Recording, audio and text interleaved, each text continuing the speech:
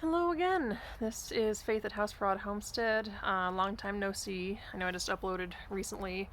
Um, I've been having a think and thought this might be relevant to the channel. As some of you guys know, if you saw the last video, we're in kind of a perfect storm of financial conundrums at the moment with. Right, we live behind a construction yard, so that's what that is. My husband's out of work. We need the pig spayed. I'm still digging my way out of medical credit card debt for, we call it the Great Catastrophe. I had 3 cats in and out of the emergency room for several months last summer that cleaned out my savings. There's been a scam. There's been emergency dental work I've had recently. I was just in the emergency room this morning. And it's all just kind of happening all at once. And I've been put in this position I never really expected to be in, where I went from what is ostensibly a pretty cushy, abundant lifestyle to austerity in a very short period of time. And austerity is relative. Like, we're still comfortable. It's just tighter than it used to be, and I've had to reconcile with the fact that I am, for the moment, one of those people who looks like they don't need help, but kinda does, actually. And it's been a lesson in empathy and humility for me, and community also. And I think there's this mentality within homemakers and homesteaders that the measure of success is being able to do everything yourself.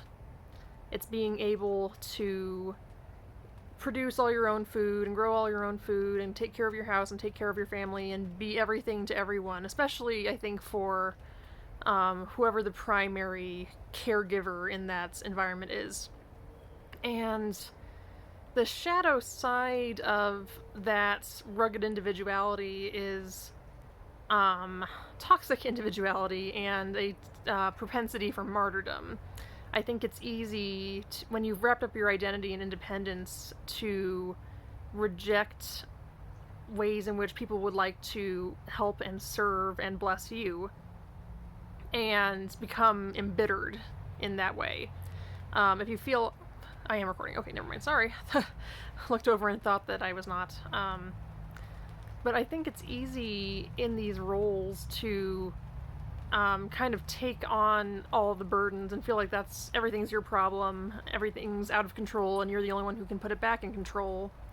And if anyone offers help and you accept it, you've failed in some way. I mean, I've felt like that often. Like, maybe it's Christmas dinner and you have to make everything yourself and do all the dishes yourself, and if anyone offers to help you, it means that you have failed in some way at being hospitable, at being a good cook, at being a good housekeeper, or maybe a crop failed or something like that, and someone has a surplus and you don't want to take it. I think we've made such an enemy of community support in these roles, and I don't think that needs to be the case. Again, I mean, homesteading is based on, covered wagons and striking it out on your own, sure, but the village is a thing. It's a fairly recent development that we're not living in closer-knit communities where a lot of the labor and pain and joy is shared. And it's a bit of a consumerist trap to perpetuate that, because it's a lot easier to sell convenience goods and products to someone who doesn't have a community and who won't accept help and who feels like they have to purchase or produce everything for themselves. So I've had to kind of audit myself in feeling like maybe I need help right now, and whether I even deserve it, because I don't feel like I'm suffering enough. There's kind of this, especially in sort of the right-leaning circles of homesteading and homemaking, that you either rely on yourself or you rely on God, and maybe if you're lucky, you have a church you can rely on. That's community, but those are kind of your options. And if you need any help from anyone else, you have that as a result of some irresponsibility somewhere or misplaced priorities, and you're just fundamentally unworthy of that. And I have been that person. I have been the person who has. Sorry, we've got gnats in here. The person who has turned up her nose at GoFundMe's for pets because someone got a tattoo the week before or something like that. And I think to myself, oh, they're in this position because they were irresponsible with their money. And if I were in this position, I would not have been irresponsible with my money. I would have the money for this. And I was able to pull that off for a while. Like, I had a pet savings account that got us through a big storm last year. All by our lonesome, but it's gone now. It hasn't been replenished. And it's easy to think when you see all the infrastructure and space and abundance behind me that we've got it made. But a lot of what you see here is the result of infrastructure investments from flusher times. That we have that infrastructure, but it's not yielding yet. Like, the garden looks okay, but it's not doing great this year. The dome is kind of just limping along. The chickens aren't laying. Nothing is really productive. There's tons of potential. I don't regret these investments at all, but they're not paying for themselves yet. They look impressive, but they're not. They are still kind of sinkholes for resources, and they're not paying for themselves yet. So I kind of feel like the person on welfare who has a cell phone, and you're like, well, why don't they pitch the cell phone? Why don't they take out a third or fourth job? And now that I'm in even a fraction of that position, a much cushier version of that position, I'm like,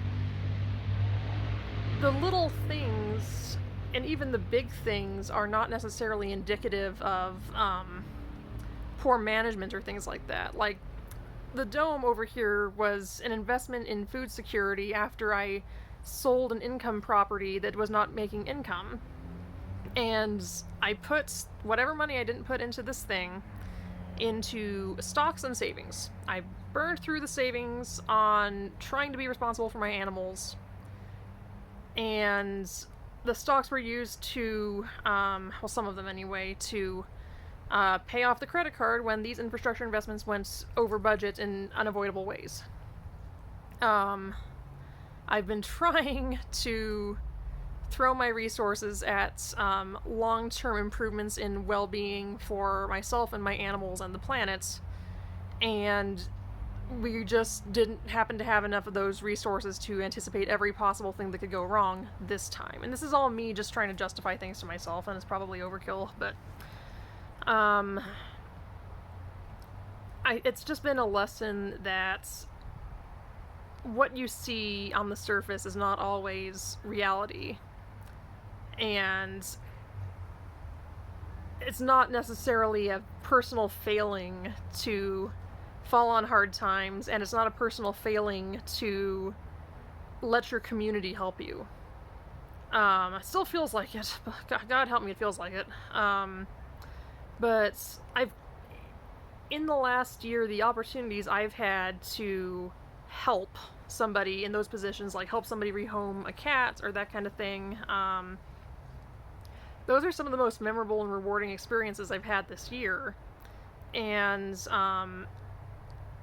someone told me that, like, by trying to suck it up and do everything myself, I'm robbing other people of the opportunity to help their own mental health by participating in improving something.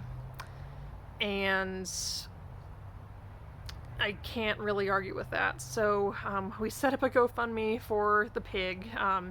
People have been very generous so far. I'm still reckoning with it, but I think this is it's worth considering ways in which we're unnecessarily martyring ourselves, and out of pride, out of some sense of twisted individualism, making it hard to receive and trying to be always the giver and never the receiver, and that's not sustainable. I think if you look around, there's a lot of ways in which your environment and your people and even your animals would like to be blessing you and would like to be showing gratitude in whatever way they can. And sometimes if you're too proud to take it in, then you can just burn yourself out. So, hi. Oh, we have a visitor. This is Big Ed. He's our one of our 2 community cats who likes to hang out with us. So, but yeah, like I have visions for this place that go beyond just holing up with my husband and my animals and saying fuck you to the world. Like we would love this to be like a community hub, and we've been trying to build community with our neighbors, and this is bigger than either of us deserve or can appreciate or can sustain, really. And I think I've had to acknowledge the fact that, like, it's okay to include other people in the vision and let them help make it happen. And it's not even necessarily about me. Like, if people want to help a horny pig be less miserable and stay in her home, then who am I to stand in their way of that? And there's a lot of spitting out to be done, I think, for the ways in which we make an enemy of need and community and interdependence.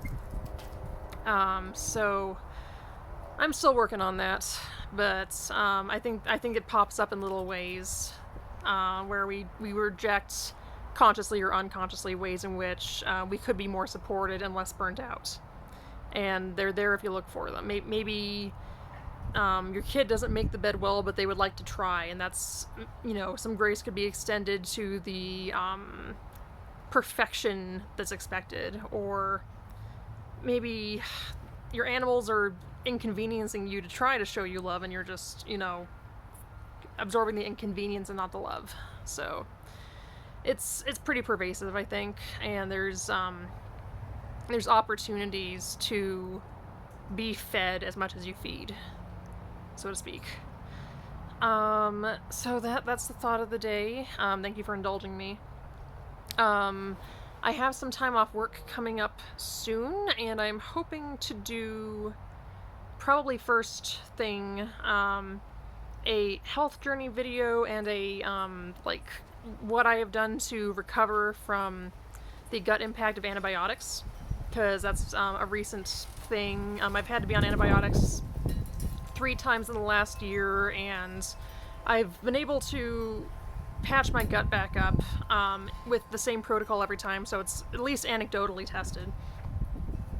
So that'll hopefully be coming out next week sometime. And in the meantime, yeah, kitties say hi. I don't know if you can see him, but yeah, thanks again for the encouragement, the participation, the likes and comments and subscribes. It does, it is encouraging. Oh, one more thought on this.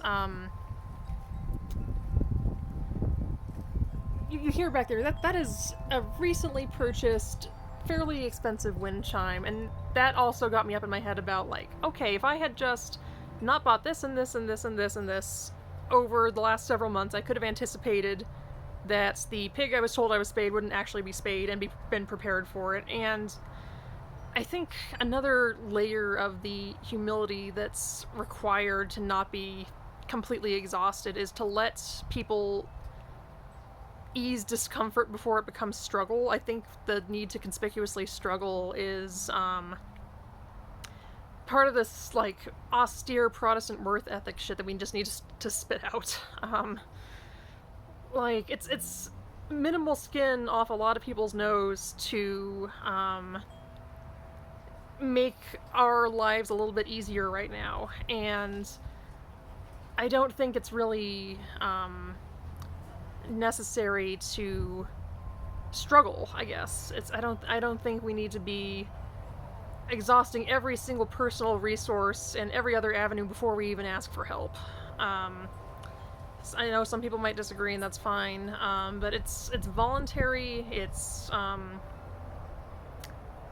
just letting things flow between yourself and another party, and not needing it to be transactional. I needed things to be transactional for a long time. As a defense against vulnerability, really. Like, if I knew that it was a one for one tit for tat, then I knew they could never, like, ask anything of me later, and I wouldn't, no one was in debt to anybody. And I'm coming to see that it's not debt, it's not coming from a place of you'll get me back later necessarily. It's coming from a place of this is my need now. Would it be a blessing to you to bless me, kind of thing? And sometimes it is. And I'm slowly becoming the kind of person that gets something from being on both sides of that. It's slow going, but yeah, I don't think you need to be miserable, or at least you don't need to be conspicuously miserable to be worthy of help. And I think it's a function of our broken system that you must be suffering to a certain level before you are allowed to not be completely independent. And I'm still skeptical of government safety nets. I don't think those are well executed for the most part. But I don't think there's really harm in expressing vulnerability to a household or community and saying, hey, I could use a bit of this to not be completely exhausted. If you'd like to help, that would be cool. It just takes a little bit of swallowing of pride, which can also be hard to do in a very independence-focused vocation, I guess. I think that's all I have to say about that. Thanks again for indulging me. Talk to you soon. Bye.